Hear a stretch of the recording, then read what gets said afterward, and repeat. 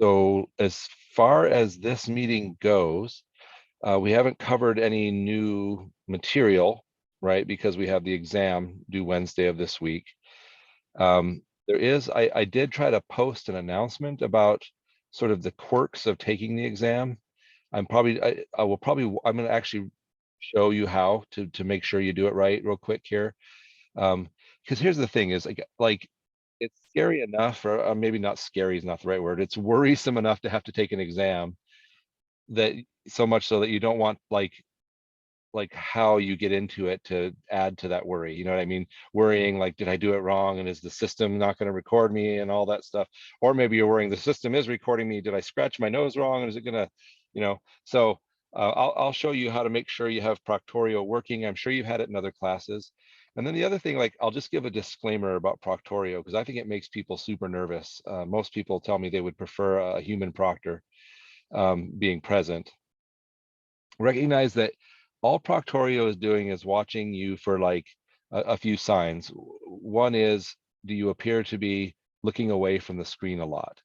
If you're looking away from the screen a lot, the only thing it will do, it will not invalidate your test. It won't stop your test. It will simply flag it. And it will send me an email saying, hey, it looks like this student is looking away from their computer a lot. Like maybe, you know, and it doesn't even make like a guess. It doesn't say, I think they're looking at notes. It just says they're looking away from the screen a lot. And then it gives me a timestamp. And then I go to that, and you know, the same thing, like, you know, it tells you not to have other people in the room. And I'll have people email me going like, my kid ran into the room and it's gonna fail me. It doesn't fail you. Okay. All it does is send a note to the instructor. The instructor pulls it up and looks at it and goes, okay, clearly their kid just ran into the room. Not a big deal. So I guess what I'm trying to do is like allay your fears. Okay. Like the Proctorio system is not going to automatically fail you. The worst it will do is send a flag to a human person who will then look at it and then send it on to the instructor. Okay. So like, don't worry about Proctorio, just take your test. But you do have to have Proctorio running, and that's why all those weird instructions. So let me share my screen with you just real quick. It'll just take a minute to make sure everybody understands. So here I am, I'm looking at the class. I'm in student view, so you can't, I'm looking at what you should see. So to take the exam, I'm just going to click on modules. And then I'm going to scroll down to module or to week 5. And I'm going to click on this link right here that says week 5, exam 1, remotely proctored. And this is actually opening up. What's confusing about this is it's opening up this quiz inside of Canvas. Okay, but your actual exam is actually through McGraw-Hill Connect. And so people see this right here, this allowed attempts unlimited, and they're like, what? We have unlimited attempts on our exam? And the answer is like, no, sorry. And it says points 1, what? So what this is this is, unfortunately, we can't hide it, but it is the information for this quiz.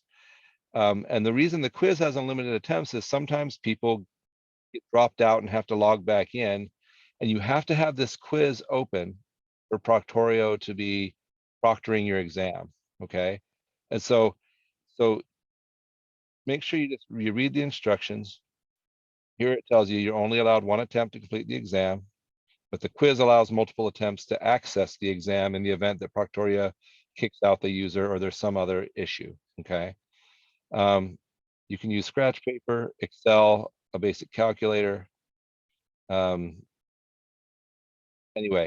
so once you read those instructions, there's some Proctorio info here. So I will tell you this, that sometimes Proctorio doesn't play as nicely as Chrome as it should. And so sometimes people have to like reinstall the Proctorio plugin. So right here, if the exam is prompting you for an access code, then that means Proctorio is, because the access code is actually embedded in Proctorio. Okay, so it should just go automatically. But if it does prompt it for an access code, all it means is Proctorio is being dumb. And usually if you just restart Canvas, which I know is a hassle, but that fixes it. Sometimes it's if it still doesn't fix it, then you have to go up to your Proctorio extension up here, one that looks like a little shield. Where's mine at? see it. The one that looks like a little shield, and you may have to reinstall the Proctor extension, but that's rare. Honestly, just actually, most people don't have any problems with it, but every once in a while I'll get emails saying, why is it asking me for an access code? Well, it's a Proctorio issue. So once you are ready to take the exam, you just scroll down and you click on this, take the quiz. And that's actually going to open up more instructions, a second set of instructions, which is going to tell you, show both sides of your scratch paper to the camera, click on the link right here, week 5 exam. And then that's going to take you into McGraw-Hill. And when you do that, it's going to actually leave this tab open with this quiz running. So the whole issue at play here is that Proctorio doesn't play nicely with McGraw-Hill. It works better with Canvas. So all you have to do is come in here, go to this quiz, click take the quiz, and then come down and click week 5 exam, and it'll take you to the exam and you take it. That's it. It's not any more complicated than that. Then when you finish your exam, you come back to this tab. In fact, I'll click it, even though I don't want you to. So that takes me to the exam here in Connect. Okay. So then after I finish taking my Connect exam, I come back and I scroll down and I say, I confirm that I followed the honor code and didn't cheat on this exam, true, and hit submit quiz, and you're done. So I think the only trick that confuses people is you're supposed to have this quiz open in the one tab while you're taking the exam in McGraw-Hill in the next tab. And the way you get to that exam is just this link that's right here. And when you're in McGraw-Hill, it will ask you for an exam password, and it's given to you right here. Okay, so it's not, I guess what I'm saying is I'm hoping, I'm going to buckle up because we're driving away. I hope that all of the sort of logistics of taking the exam don't interfere with, the actual taking of the exam, which, what we want to do is measure how well you learn the material and not how freaked out you were by Proctorio. Okay, so that's really all I have as far as announcements wise. I can't show you exam questions, so don't ask. I would love it if I could just like go over it with you guys, but I can't. But I can, if you have questions about things you've seen in the exam study guide or more general questions about the exam, I could try to answer those for you now.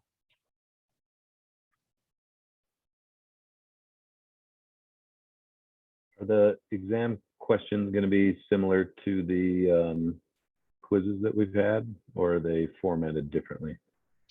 Yeah, so more similar to, well, okay. No, so the exam questions are more like multiple choice questions and less like the, like the big problems where it's like fill in an income statement or something like that. So instead, what it will do, it would have something like, let's say, instead of a balance sheet type problem, it would just be like, what's the total assets? So you would still have to go through the process of figuring out what total assets is, but you would just give that answer on a multiple choice. And some of them are like fill in the blank too, like, type in the amount of the, but it's less like a, I don't know what you call it, like worksheet based, and like more like a multiple choice and fill in the blank exam. Which for some people that sounds better, and for other people it sounds terrible. I don't know. I have a quick question about the calculator situation. I know you said you can use one or use Excel, but if we use a calculator, does that mean we have to have like a physical one? Do we show that to the camera, or can we use the calculator like app on Windows, or what do you recommend, or what's allowed? Yeah, so personally, I don't care what kind of calculator you use, because it's like no scientific, but I don't know what that, like, I guess in theory you could program in answers, but not, the calculator app is fine. It will be captured by Proctorio, so to be clear, you're not cheating. Again, worst case scenarios, it would like flag it and be like, they opened another app, but it would say calculator. So I personally would use the calculator app on your computer if that's what you're used to and you're comfortable with. If you have a regular calculator that you're comfortable with, I would use that. And if your regular calculator is a TI 35 or a TI, what is it, the more science 80 or whatever it is, that's fine with me. I don't care. So, and since I'm the one that if it does an exception report, it comes to me, I would say, just use your regular calculator and don't worry about it too much. I'm afraid we froze up. Sorry. I'm streaming you on my hotspot, so but I am in like Mesa, which should have good LTE coverage. So I don't know. Did that help answer your question, or did I lose you when I was answering that? I think you froze up a little bit, but I think I understood what you meant. So yeah, you would prefer, because Proctorio can capture the computer, sorry, the app or the Windows calculator, as opposed to having one in front of you. But yeah, that makes sense. I would prefer to use that too. So Okay, but if you do, if you are most comfortable using your regular, like one in front of you, it's fine. So I'm not too worried about the calculator.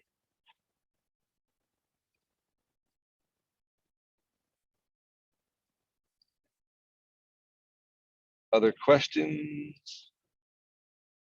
There's nothing wrong with short meetings either, so we don't have to stay forever if we don't have questions. I had one question. This is just in general, because I think I'd maybe asked on one of the class things, and then I had actually met with one of the tutors through Canvas as well. But I just wanted to clarify, because I feel like I wasn't understanding it. But on one of the questions, I'm not exactly sure which one it was. I think it was in chapter 11. Basically on the homework, it was the one where it lists everything out. And then I don't remember the exact assignment. My main question was about long-term liabilities. Is there a way to know? Because I noticed on one of the homework assignments, I think it was for notes payable. I can't remember the exact one, but it was long-term liability was the correct answer. And then on the quiz, that exact item, it said, yeah, like 5 years out or something like that was in parentheses, but it wasn't in parentheses on the homework. So I was just wondering if, like, I was trying to look at the book, is there something that we should know specifically for long-term liability? Is just kind of a given general thing, or is there a way to know that more specifically, or is that even relevant? Yeah, no. So again, so often with accounting, like real life is easier because in real life, the maturity of something. If I'm looking at my own notes, I know when they're due, but in a problem, it has to tell me, right? And so the rule of thumb is anything that's due within a year is a short-term liability. Anything that's due longer than a year is a long-term liability. That's pretty standard. What's hard is that notes payable sometimes have a portion of the note that is long-term and a portion that's short-term. In other words, something like your car payment, you're going to be paying some principal within the next year, right? But typically that you won't see that at this stage of the game. Just if it gives you a maturity date of longer than a year, then then you would categorize that as a long-term liability. And things like accounts payable, that's generally considered short-term in nature. I've never heard of a supplier that says, here's your goods, you have 2 years to pay me, right? It's usually like 30 days or 60 days. So just accounts payable is always considered short-term in nature or current liability.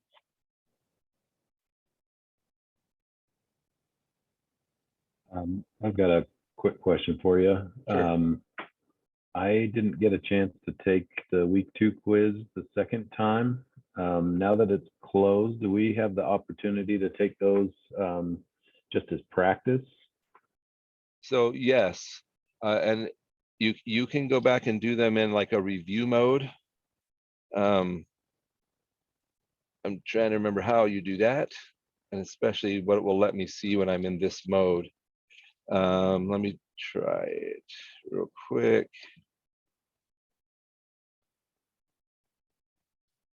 Oh, see, because I'm in this like fake student view, it doesn't have me as a real student. So hold on.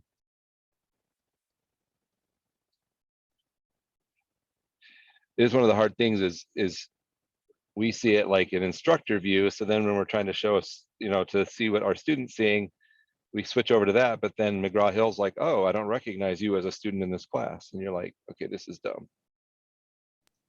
Doesn't it call it something like a recharge or something like that? I'm wondering if you retake it, will you know it'll keep the highest score? So if we do terribly on it, like taking it the third time, it'll still keep the highest score. Yeah, well, and once it's after the due date, it won't impact your score. It can't.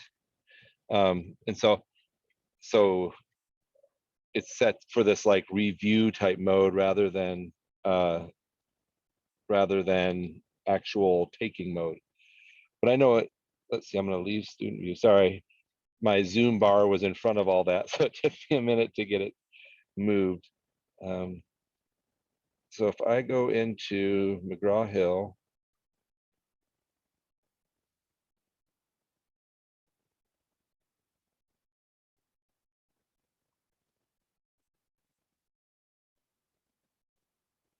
and let's just say I'm in chapter 11.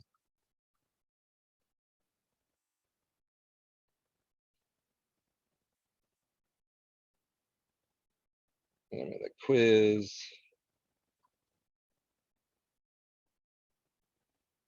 And I'm looking at it like a student.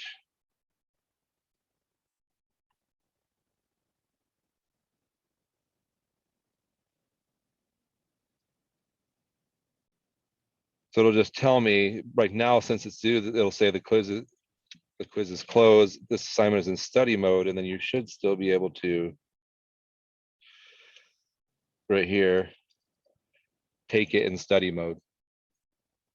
And then that lets you do it, but it doesn't count towards your grade.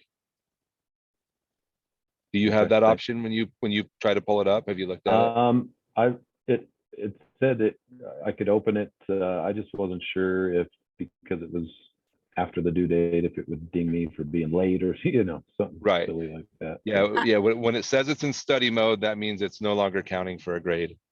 Okay.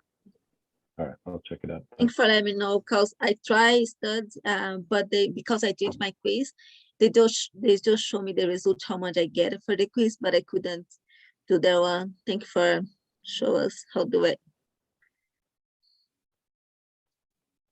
And also have a question. Note payables is considered as a long-term liability? So typically, yes, unless you have specific information that the note payable is due within a year or less, then it would be short-term. But the basic assumption that you should go with is that when it says note payable, it's talking about a long-term liability. Thank you. I have one more question. I think I asked and one of the students answered, but I just wondered maybe if you could shed a little bit more clarification on it. But the treasury stock, is that always going to like subtract? I guess just naturally, like I found like a little bit in the book, but I guess I'll just, when you see that like on a problem, is there, I guess what kind of goes through your mind as to like how to categorize that? Yeah, so I don't know, just in general. No, it's a good question. So treasury stock is stock that has already been issued, but is no longer outstanding because the company has bought it back. And so that's what treasury stock is. And so since our common stock, the amount that shows on common stock, that represents the amount of money that the equity that the owners have paid in. So when we're buying treasury stock back, that's actually going to be subtracted or reduced. Believe it or not, treasury stock, I think I lost you guys. Am I back? Can you hear me? It's a little choppy, but we see your. All right, I apologize. So treasury stock, the actual name for that type of account is it's a contra equity account, meaning an equity account with a balance on the debit side. Okay, and all that really means is it's going to reduce the overall amount of our equity. And so for the short answer to your question is, when you have treasury stock on your balance sheet, you're going to subtract that from your total equity amount. All right, I apologize, everybody. My thing says I have 4 bars LTE, so it must be lying because I keep dropping. All right, so I don't know how much of that you heard about treasury stock. We heard up until the point I think you said the short answer is, and then it cut back out. So. Okay, the short answer is treasury stock. You subtract that to figure out your total equity. That should have been what Awesome. I said at Thank you. first. That would have solved that problem. All right. Well, other questions? We'll see if I can keep from freezing up again, but I can't do much about it.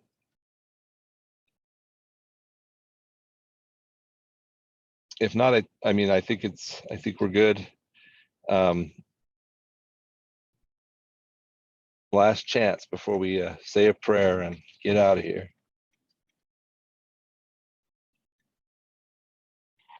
All right.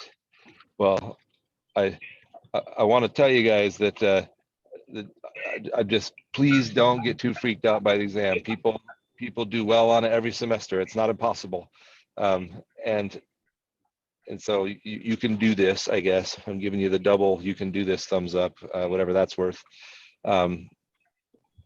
Just like I said, it's pretty manageable, but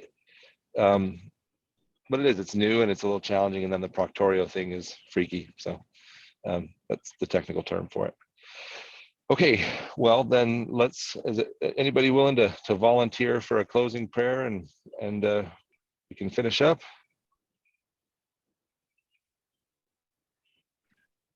Everybody likes to volunteer. I can do it. Great, thank you.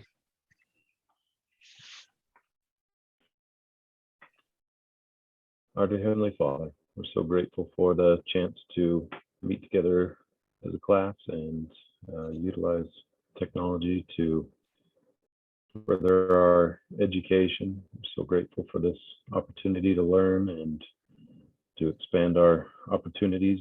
And please bless us that we can retain what we have been studying and do well on our exams. And please bless those who are affected with sickness or issues, that they can find help and be comforted.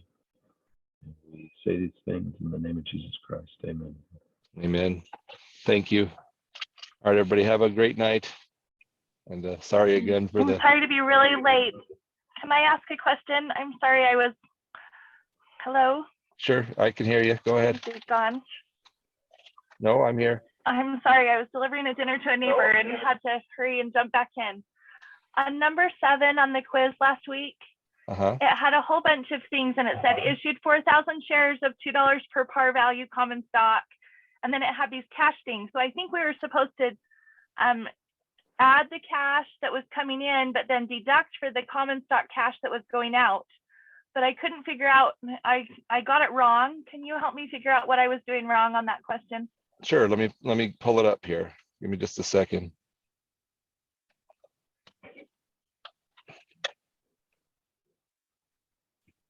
Was it the quiz access?